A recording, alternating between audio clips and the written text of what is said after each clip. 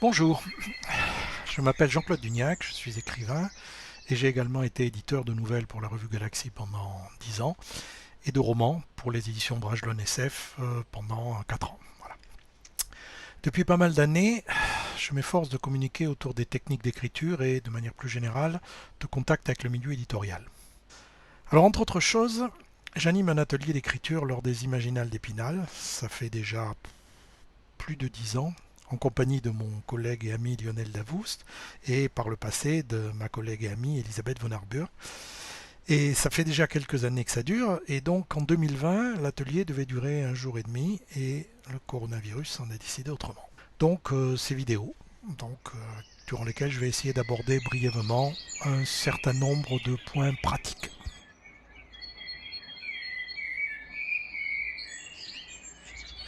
Comment les jeunes auteurs ou autrices peuvent-ils corriger leur texte? C'est une question pas simple, dont les réponses ne sont pas simples non plus. Et je n'ai pas la prétention de les connaître toutes, ni même de les comprendre nécessairement. Mais bon, je dirais qu'il y a d'abord trois sortes de corrections importantes. La première, c'est les corrections que l'auteur peut faire de lui-même, tout seul. Typiquement, l'orthographe, la typographie, la cohérence par rapport à son projet, une espèce de relecture globale par rapport à ce qu'il souhaite, à son plan, des choses comme ça, voir s'il n'a rien oublié, etc. Bon, pour tout ce qui est orthographe, typographie, mise en page, etc., il y a des outils, des procédures, des techniques de relecture. Bon, je vous renvoie à l'excellente présentation que Lionel Davoust a fait à ce sujet lors des ateliers écriture d'Épinal, et c'est disponible sur son site. Vous aurez le lien en incrustation. Bon, pour la correction typiquement orthographe, typographie, etc., vous avez des outils relativement simples dans les traitements de texte même. Le correcteur orthographique de Word n'est pas si mauvais que ça, par exemple. Mais vous avez aussi des outils plus spécialisés, plus chers malheureusement, mais de très bonne qualité, comme Antidote, qui est un bon exemple de ce qu'on peut trouver. Disons que si vous avez passé votre texte Antidote et que vous l'avez relu avec soin, il y a de bonnes chances qu'il reste peu de bêtises orthographiques. Voilà. Donc un auteur peut faire tout ça dans son coin et sans se poser de questions.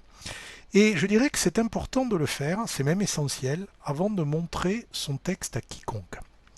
Si vous faites lire un texte rempli de fautes ou d'impropriétés, ou même s'il y en a pas mal, il y a des chances que votre lecteur teste corrige une partie des fautes en ayant l'impression d'être utile, alors qu'en fait, il aura été sorti du texte, éjecté par les corrections à faire, et il n'aura fait qu'une lecture superficielle, donc il vous sera beaucoup moins utile. Avant de montrer votre texte, il faut essayer autant que possible de le rendre irréprochable sur ces différents points. C'est pas difficile, c'est indispensable.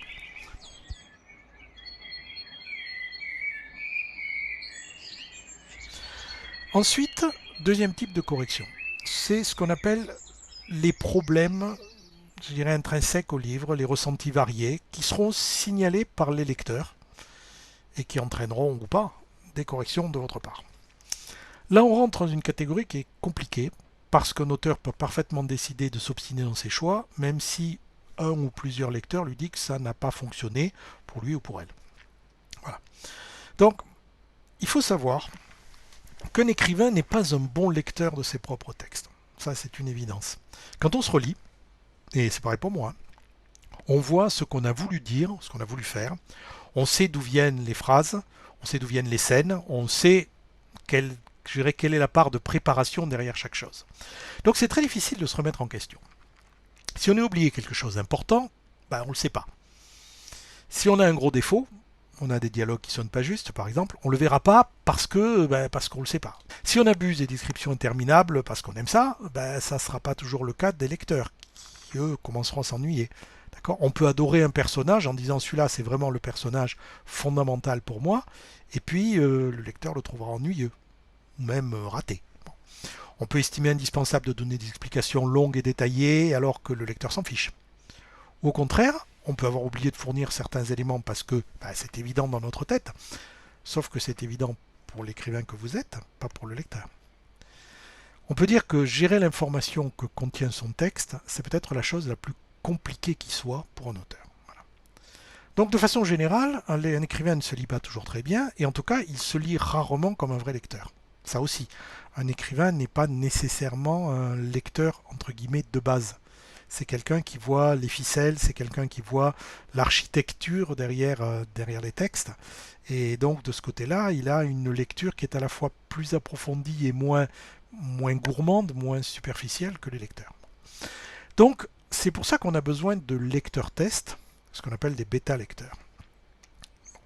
Ce sont des gens qui vont lire vos textes et qui vont vous en faire un compte-rendu de lecture plus ou moins détaillé, avec de vraies critiques, ce qui vous permettra ou non de retravailler votre texte, votre roman, avant de l'envoyer. D'accord ? En tout cas, ça vous permettra de mieux percevoir la façon dont ce que vous écrivez est perçu. Ce qui est la chose la plus délicate qui soit, on passe une carrière à la mettre en place, savoir que ce que l'on écrit sera ressenti et perçu par un lecteur d'une certaine façon. Et je vous garantis qu'à l'âge que j'ai, je ne suis pas sûr d'y être complètement arrivé. En tout cas, j'ai progressé sur ce point parce que ça fait 30 à 40 ans que je le fais. Voilà.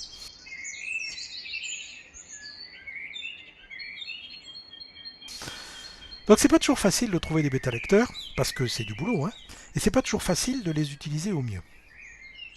Un bêta-lecteur, c'est pas nécessairement un professionnel de la lecture, et c'est aussi, souvent, quelqu'un qui vous connaît assez bien et qui peut avoir peur de vous froisser, ou de trop en dire, ou de se montrer indiscret, etc. etc.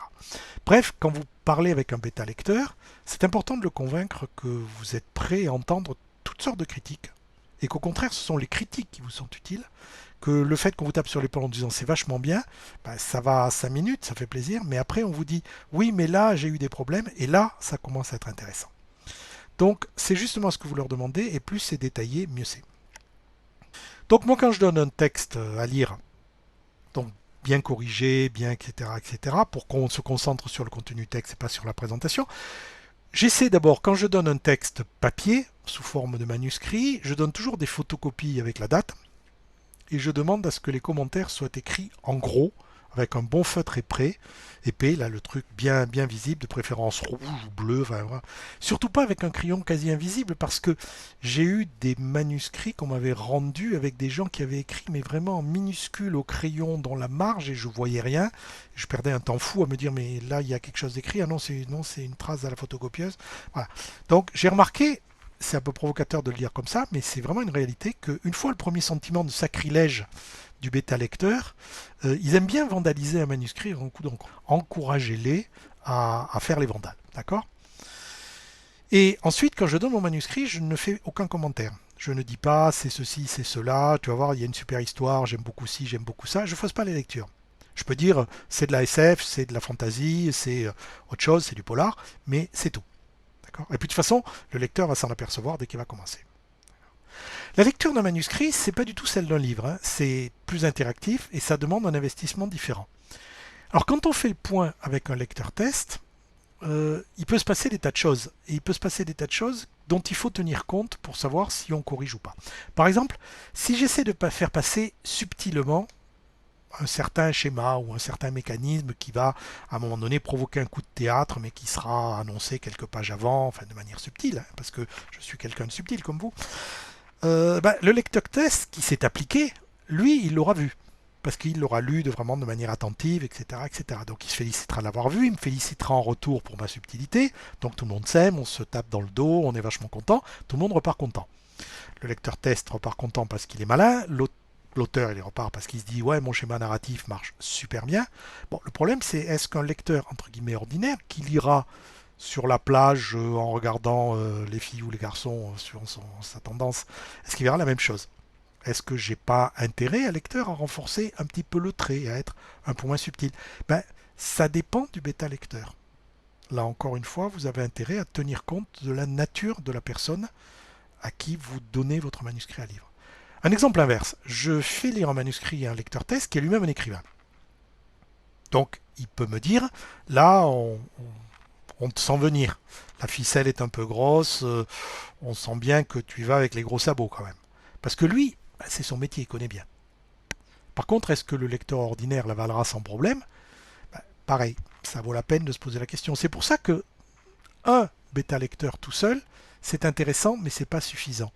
Un panel de bêta-lecteurs avec des genres différents, Ça peut être votre maman ou votre petit frère ou vos copains d'école ou n'importe qui de votre environnement qui a envie de jouer le jeu. D'accord. Puis il faut se méfier aussi, ça c'est la dernière catégorie, des lecteurs tests qui réécrivent le manuscrit dans leur tête. Ça c'est génial, il y en a plein. Mais en général, ils vous racontent après le livre, ils vous parlent plein de trucs, puis vous dites mais j'ai jamais dit ça, moi j'ai jamais mis ça dans mon livre. Bon, en général, ça fait une critique qui n'est pas très très utile.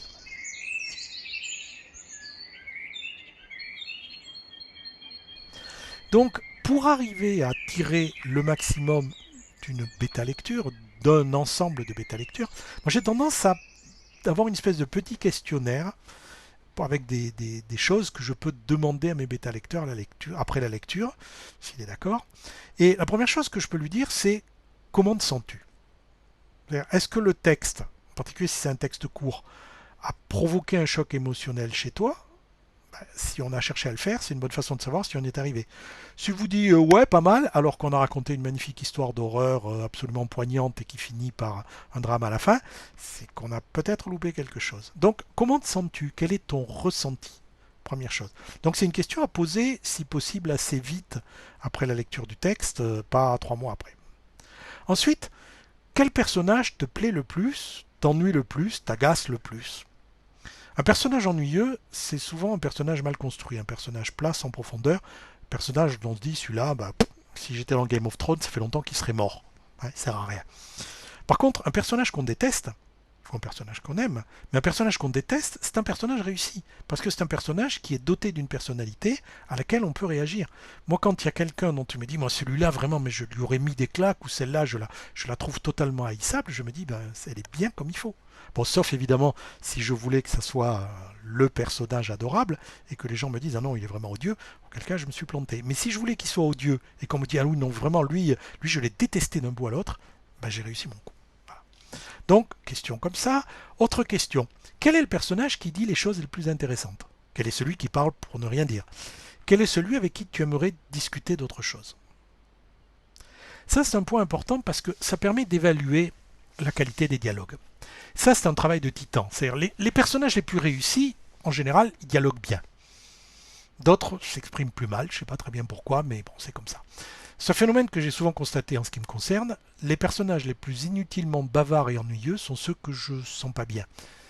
Ceux que je fais parler pour essayer de mieux les connaître. D'accord? Alors ça, il faut le faire peut-être avant, mais pas dans le livre.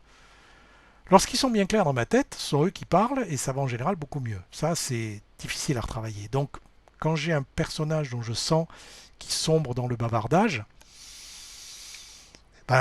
souvent je retaille. Soit je m'efforce de l'enrichir en tant qu'individu, à ce moment-là, il se trouve que le personnage grandit, devient un peu plus intéressant, et donc il dit des choses quelquefois plus surprenantes, plus intéressantes. Je le dote d'un passé, d'une histoire, d'un certain nombre de failles, et souvent je réécris l'ensemble de ces dialogues. Il y a un tuyau que m'avait donné l'écrivain Richard Canal. Il m'a dit si un personnage vous paraît sans consistance, il faut le doter d'une enfance tragique, d'une infirmité physique ou morale, voire d'un simple abcès dentaire, avant de le lancer sur les projecteurs. Il faut qu'il soit pas bien. Il faut qu'il soit maladroit, qu'il soit pas équilibré, qu'il soit pas en forme. Un personnage en pleine forme, ça pose un souci. Quelquefois, c'est souvent ennuyeux. Souvent, on a envie de lui mettre des claques aussi. Autre chose, dans lequel des décors de mon livre bâtirais-tu ta maison? Un décor est réussi si le lecteur a envie de se l'approprier. Si le lecteur l'aime, s'il a envie d'y passer ses vacances, c'est bien. Au contraire, s'il n'a pas du tout envie d'y mettre les pieds, s'il se dit ah non ça vraiment c'est une horreur, mais comment est-ce qu'on peut même imaginer un endroit comme ça, c'est aussi quelque chose de réussi. Ce qui est raté, c'est le paysage qu'on regarde par la fenêtre pendant qu'on s'ennuie. Ça c'est raté. D'accord? Autre question, quelle est la couleur, l'odeur, le fond sonore dominant du texte? 8 fois sur 10, la réponse est pas d'odeur particulière. Et ça, c'est un peu un souci. Parce que quelquefois, moi je me dis, j'aimerais bien que mon jardin sente, je sais pas, sente les fleurs d'oranger, ou que ma cuisine sente le pain que je viens de faire. Mais si c'est pas dans le livre, c'est que j'ai oublié quelque chose. Par exemple, au cours de quel passage est-ce que tu as eu le plus froid ou le plus chaud? Quand est-ce que tu t'es ennuyé? Quand as-tu arrêté ta lecture? Si tu as un moment donné t'as reposé le manuscrit, c'est un point important. Et si je me suis arrêté au chapitre 7, c'est peut-être parce que le chapitre 6 était déjà ennuyeux, mais j'avais de l'élan, alors j'ai continué pour voir. D'accord? Donc, quand on me dit, ah non, vraiment, quand je suis arrivé là, j'en avais marre, ben, c'est que ça fait peut-être 30 ou 40 pages que qu'il se passe rien et que tu t'ennuies. Et que donc tu arrives à ton niveau de tolérance où tu dis maintenant, tant qu'il se passe rien, ben, j'arrête. Voilà. Tout ça, ça revient à essayer de partager des sensations de lecteur vis-à-vis de ses propres textes. Ça permet en particulier de savoir si les informations dérivées, celles qui ne figurent pas au premier niveau dans le texte, sous forme de mots, ont réussi à passer à la lecture. Si je me dis, tiens, je sais pas, tel personnage n'est pas à l'aise, je ne vais pas dire, le personnage n'était pas à l'aise. Simplement, je vais essayer de faire sentir son malaise, de le faire passer d'une manière qui est dérivée. Et donc, à moi de savoir si ça marche. Alors, une fois qu'on a reçu les commentaires de ces bêta-lecteurs, qu'on a fait des synthèses, on peut se poser la question du retravaillage.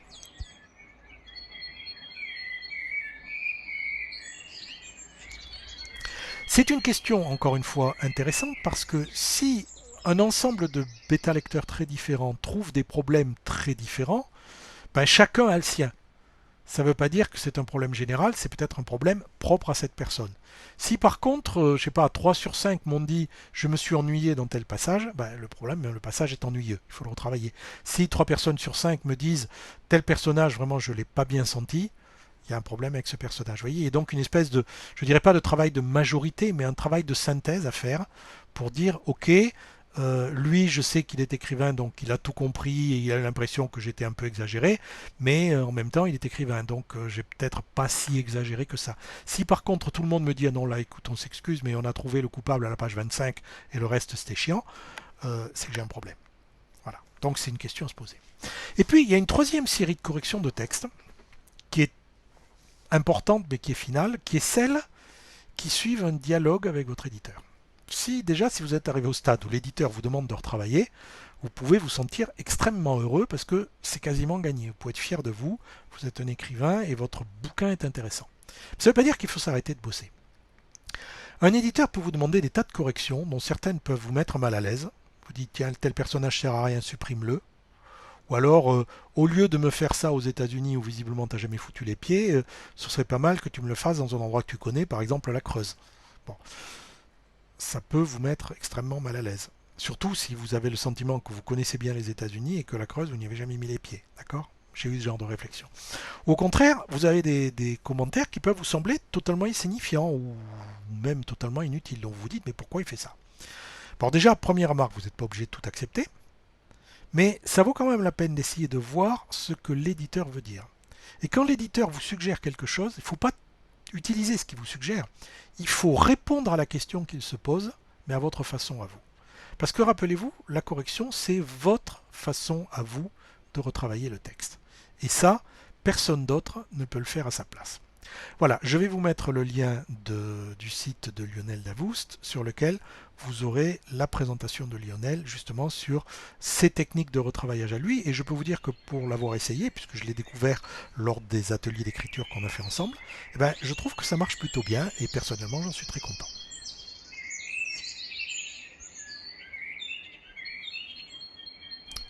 Il y a assez peu de choses à faire. J'avais préparé une présentation PowerPoint qu'on peut télécharger gratuitement sur le site de Lionel Davoust. En gros, il y a un format de page classique, 25 lignes de 60 caractères à peu près, en recto simple, avec un texte en principe justifié, et avec une petite indentation de paragraphe. Vous savez que le paragraphe commence par un petit décalage. Bon. Ce qui est important, c'est de mettre son nom et ses coordonnées sur la première page. C'est même une bonne idée de les répéter la dernière. Et de mettre un numéro de page sur chaque page. Et moi, personnellement, sur chaque page, je mets dans l'entête le titre, mon nom et page Toto. Bon, voilà, c'est facile. Bon. D'autre part, certains éditeurs, de plus en plus, acceptent la solution par mail, qui a l'avantage d'être gratuite. Bon, donc, à ce moment-là, on est un peu moins dans la contrainte formelle. D'accord ? Mais de toute façon, une présentation, ça doit être sobre. Donc, il faut éviter les polices de couleurs, il faut éviter les polices exotiques, il faut que ça soit lisible. Donc surtout, jamais de police imitation manuscrite, sauf si vous avez une lettre manuscrite de 3 lignes dans le roman, vous pouvez, mais c'est vraiment le maximum qu'on peut accepter. Personnellement, bon, mais ça c'est mes goûts personnels, j'utilise le Times New Roman, qui est peut-être la police la plus lisible. Après, quand on envoie une maison d'édition qu'on ne connaît pas, avec qui on n'a pas déjà de relation contractuelle, il faut se renseigner, c'est la meilleure solution, pour savoir ce que l'éditeur préfère recevoir. Hein, ça ne sert à rien de lui envoyer quelque chose qu'il n'a pas envie de lire, et autant lui coller directement la bonne version, la bonne présentation de ce qu'il va lire. Alors, quelquefois c'est un manuscrit papier, d'autres fois c'est une version numérique par mail, hein, alors soit en PDF, soit en Word. Quelquefois il veut un synopsis, quelquefois il n'en veut pas, quelquefois il veut juste les 3 premiers chapitres en résumé de la suite. Heureusement, il existe un guide qui recense toutes les éditions qui publient l'imaginaire avec leurs règles et leurs attentes. Il s'appelle le Guide galactique des grenouilles, GGG, et il est vendu à prix coûtant par une organisation qui s'appelle l'EcoCyclix, qui est en plus une organisation qui organise des bêta-lectures et des choses comme ça, donc ça peut vous être extrêmement utile. C'est une mine d'informations, je recommande hautement. Il y a un point par contre qui est fondamental, et je le redis à chaque fois à mes nouveaux auteurs, les 20 premières pages de votre manuscrit, le premier chapitre, le premier bloc, c'est là-dessus que vous allez être, je dirais, jugé par beaucoup de bêta-lecteurs et par beaucoup de lecteurs de maisons d'édition. Parce que si vos 20 premières pages ne convainquent pas, si elles n'ont pas réussi à dire à la personne qui vous lit « Waouh, ça vaut le coup de continuer parce que visiblement il y a un truc », ben, c'est raté. Et je peux vous dire que quand on a 30 manuscrits par jour qui ont débarqué par la poste, si vos 20 premières pages ou vos 30 premières pages n'ont pas convaincu le malheureux lecteur qui doit lire tout ça pour la fin de l'après-midi, ben, il y a peu de chances qu'il aille beaucoup plus loin avec enthousiasme. Vous voyez, si vous avez un décrochement à ce stade-là, si le lecteur ne vous suit plus, c'est fichu. Donc, relisez votre premier chapitre. Posez-vous la question, est-ce que je commence au bon moment? Est-ce que je ne perds pas 10 pages à faire de l'exposition sur mon monde, alors qu'en fait, vous pouvez le faire plus tard. Pour l'instant, c'est pas là. Quand vous commencez, imaginez que vous êtes un policier, ben, vous commencez, le cadavre est déjà par terre. Et vous êtes directement au cœur de l'action. Donc réfléchissez à quel moment mon histoire commence. Non pas mon histoire en vrai, l'histoire que je raconte. À quel moment est-ce que je commence à la raconter?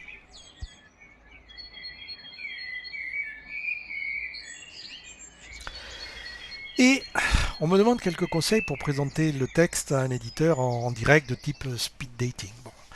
Lionel Davoust a dit un certain nombre de choses auxquelles je souscris complètement et je suis tout à fait d'accord avec lui. C'est-à-dire, l'essentiel, c'est de dire qu'est-ce qui dans mon livre est original et spécifique à ce que je fais. Il ne s'agit pas de votre monde, il s'agit de vos personnages, quelquefois de vos péripéties, de votre enjeu. Quel est l'enjeu de mon livre? Quelle est la raison qui a fait, d'abord que j'ai eu envie de l'écrire, ensuite qu'un lecteur va s'accrocher? Cet enjeu-là, c'est un enjeu qui concerne des gens, qui concerne éventuellement une société, une civilisation, mais en tout cas, c'est quelque chose dont vous vous dites, avec un peu de chance, le livre va me transporter jusqu'à une métamorphose du monde ou à une métamorphose des gens dont il parle. Et ça, c'est ce que vous devez arriver à isoler pour en parler en 3 minutes. Si vous arrivez à faire ça, à un speed dating, à isoler ce qui est spécifique à votre histoire et ce qui vraiment va générer de l'envie, va générer du désir de lecture, va générer du suspense, et bien à ce moment-là, vous êtes bon et vous pouvez garder. En tout cas, c'est tout le conseil que je vous souhaite.